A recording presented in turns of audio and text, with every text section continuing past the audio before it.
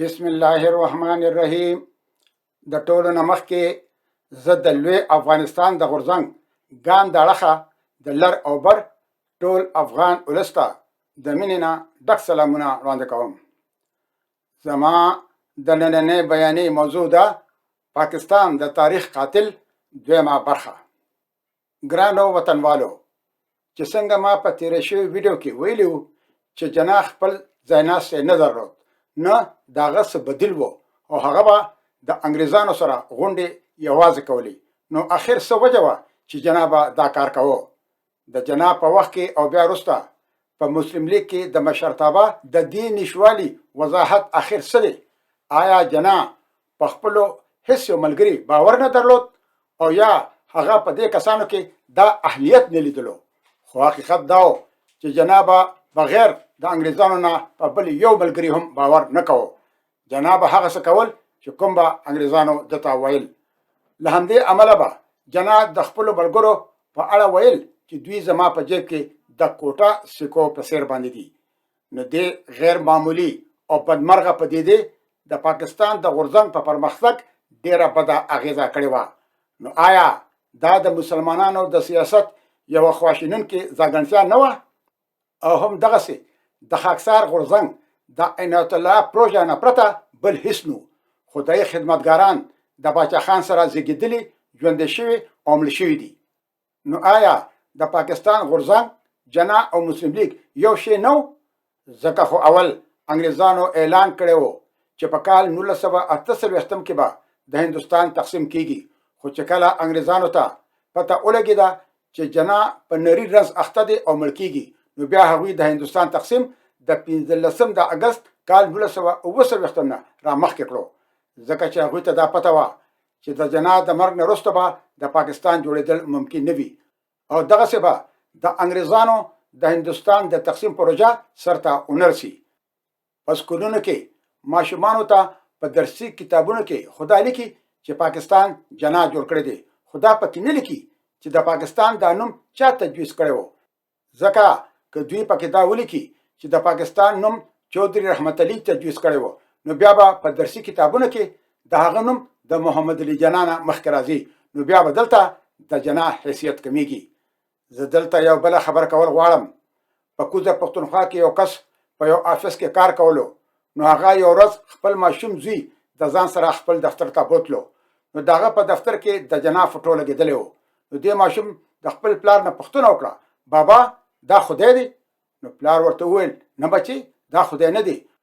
نو ماشوم ورته وایي چې موږ ته سکول کې هر وخت د ده په باره کې خبرې کوي. نو ما ویل ګنې دا خدای دی. بل د پاکستان په درسي کتابونو کې دا لیکل شوي دي چې پاکستان جناح جوړ کړی دی.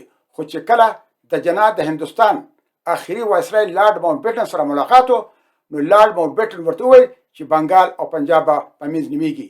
نو جناح ورته وویل چې ماله د بزو وخلې پاکستان مه راکوئ.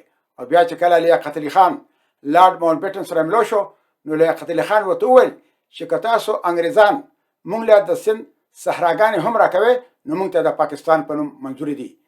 چې کله یو ورځ د لارډ ماونټ بیټن سره د جناح بل ملاقات و، نو چې ملاقات ختم شو، نو د لارډ ماونټ بیټن سټاف افسر چې بهر راوتلو، نو صاحبزاده یعقوب خان چې د جناح سره تللی و، د هغه افسر نه تپوس وکړو چې میټینګ څنګه و. نو هغه د جیب نه د تیلو ډبې راوویستو چې که موږ جناح له د دې د تیلو د ډبې هومره پاکستان هم ورکوو، نو دې پې خوشحاله دی. په اصل کې جناح او لیاقت علي خان په هر شکل کې پاکستان جوړېدو ته تیار وو، ځکه چې د ازادۍ نه پس به په متحده هندوستان کې د دوی ځای نه و. د دوی د ولس سره هیڅ اړیکې نه وي. دوی خو د انګریزانو جاسوسان وو او د ولس نه، بلکې د انګریزانو ایجنډه به په متحده هندوستان کې مخ پر وړاندې بوتله. چې په کومه ورځ د هندوستان د ټوټه کېدو اخري میټینګ و، نو په هغه شپه جناح د لارډ ماونټ بیټن سره د هغه په کور کې ناست و. نو لارډ ماونټ بیټن ورته وویل چې په سباني میټینګ کې به د مسلم لیگ نمایندګي زه کوم، او چې زه د مسلم لیگ د اړخه څه خبره هم وکړم، نو زه به تا ته وګورم، نو ته به سر وخوځوې چې صحیح ده. نو د شپې 11 بجې چې جناح د لارډ ماونټ بیټن د کور نه تلو، نو لارډ ماونټ بیټن په خپله ډایري کې لیکي چې ما دته څه خبر وکړه، نو د جواب را نه کړه او سر یې وخوځاو. نو لارډ ماونټ بیټن لیکي چې ما له خندا راله او په زړه کې مې وویل چې تا ته خو ما سبا په میټینګ کې د سر خوځول خبره کړې وه او تا د اوس نه سر خوځول شروع کړل. نو په سبا په میټینګ کې د مسلم لیگ او کانګرس مشران او لارډ ماونټ بیټن ناست وو، خو د مسلم لیگ د اړخه نمایندګي لارډ ماونټ بیټن کوله. پاکستان د یو سیاسي جدوجهد په نتیجه کې منځته نه راغلی، بلکې جناته پاکستان د خپل یو ناجایزه اولاد په حیث برطانوي استعمار په رقیبه کې ورکړی و. په دې وجه په مسلم لیگ کې د جنا نه پس یو بل کسوم داسې نه و چې د جنا ځای نیولی وي، او د مسلم لیگ په مقابله کې په کانګرس کې د مشرتابه یو اوږد لاین لګېدلی و. دې ماشومانو ته په درسي کتابونو کې لیکل شوي دي چې لیاقت علي خان ته د شهید ملت خطاب چا ورکړی و؟ نو جواب کې لیکي چې پاکستانی قوم. نو کوم پاکستانی قوم؟ 50% بنګالیان خو د مهاجر لیاقت علي خان او داغه د ژبې اردو سخت دښمنان وو. نو هغوی ورته شهید ملت خطاب څنګه ورکړی و؟ او که پښتنو، بلوچو او سندیانو ورته ورکړی و؟ خو اول پنجابي سیاستدانانو لیاقت علي خان مړ کړو او بیا یې په نورو قومیتونو باندې درنو چې پاکستانی قوم ولا د شهید ملت خطاب ورکړی دی. دلته پکار ده چې د لیاقت علي خان او د جنا په منځ کې چې کوم تعلق و په هغې څه لږې ډېرې خبرې وشي. په کال 1945 کې بولا بای ډیسای د کانګرس د اړخه او لیاقت علي خان د مسلم لیگ د اړخه د ملک د مستقبل د آئینی پرمختګ په باره کې د دوی په منځ کې یو تړون وشو. دا تړون د هغې خبرې نه وروسته شوی و چې کله لیاقت علي خان بولا بای ډیسای ته وویل چې جنا روان دی مړ کېږي، نو که تاسو د مسلمانانو سره د مسلې څه دایمي او عملی حل غواړئ نو زما سره خبر وکړئ او جنا په ځای پرېږدئ. دا یو پټه معاهده وه او جنا د دې نه خبر هم نه، خو چې کله دا معاهده په پریس یعنی په رسنیو کې راغله نو جنا ته ډېره صدمه ورسېده چې دا لیاقت علي خان یو ډېره لویه غداري کړې ده. نو بیا جنا د خپل آفس کسانو ته وویل که لیاقت علي خان زما سره د میلاوېدو دپاره زما آفس ته راغی نو چې راپرې نږدې. دا خبره سید شریف الدین پیرزاده کړې ده چې په بمبئی کې د جنا آنرري پرایویټ سکتر و، او چې په کال 1946 کې جنا وایسرای لارډ ویول ته د ایگزیکټیو کونسل دپاره د مسلم لیگ د کسانو نومونه ورواستول، نو په هغې کې د لیاقت علي خان نوم نه و. خو دا یو داسې نازک وخت و چې جنا لیاقت علي خان د مسلم لیگ د پارټۍ نه ځکه لر نه کړی شو چې د مسلم لیگ اتحاد ډېر زوري و او لیاقت علي خان د مسلم لیگ جنرال سکتر و. خو عملا جنا او لیاقت علي خان د یو بل نه کرکه کوله. سر محمد ظفرالله خان وایي چې ما د بوپال نواب محمد حمید الله خان له په جولای کال 1947 کې د جنا د اړخه یو خط یوړو. جنا هغه ته لیکلی و چې د پاکستان وزیر اعظم شي، خو هغه معذرت وکړو. بیا د جنا لخوا د بهاولپور نواب ته هم ورته وړاندیز شوی، مګر هغه هم انکار وکړو. له دې عمله دا روښانه ده چې لیاقت علي خان په پاکستان کې خپله دنده په یو داسې ډول ترلاسه کړه چې بل څوک ونه. او چې کله بیا لیاقت علي خان وزیر اعظم هم و نو د جنا او د ده په منځ کې تعلقات ډېر زیات خراب وو. دوی به د یو بل سره خبرې هم نه کولې.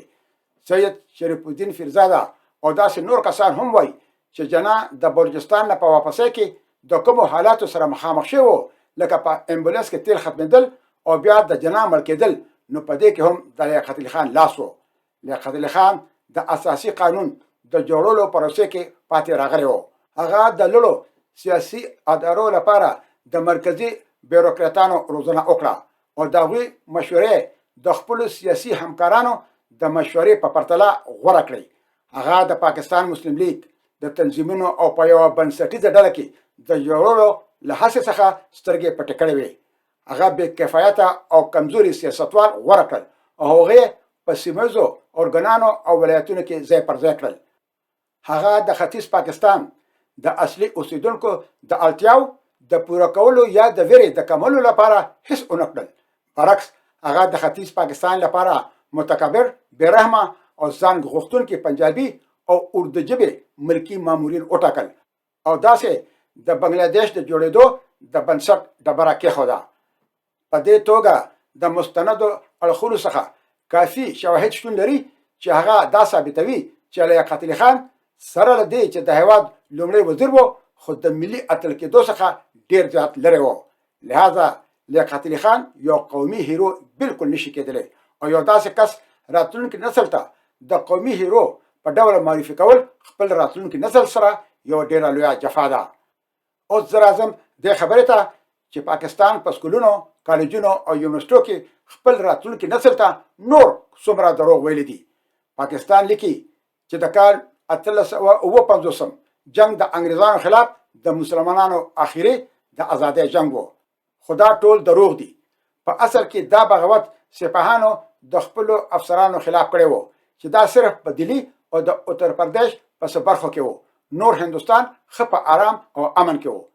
د ټولو ریاستونو مشران د انګریزانو په مرسته ولاړ وو. د حیدرآباد د کن نواب نظام په ډاګه د انګریزانو مرسته کوله. د پاکستانیانو پلار سر سید احمد خان به دې جنگ ته جنگ ازادي نه بلکې جنگ حرامزادګي ویلو. سکانو، مسلمانانو او داسې نورو هندوستانیانو د انګریزانو مرسته کوله. مرزا غالب به د انګریزانو مدې ویلې او د انګریزانو وظیفه خوار وو او غالب به ویل چې څوک د انګریزانو خلاف په دې بغاوت کې شامل دي نو هغوی ډیر خراب او بې وفا خلک دي.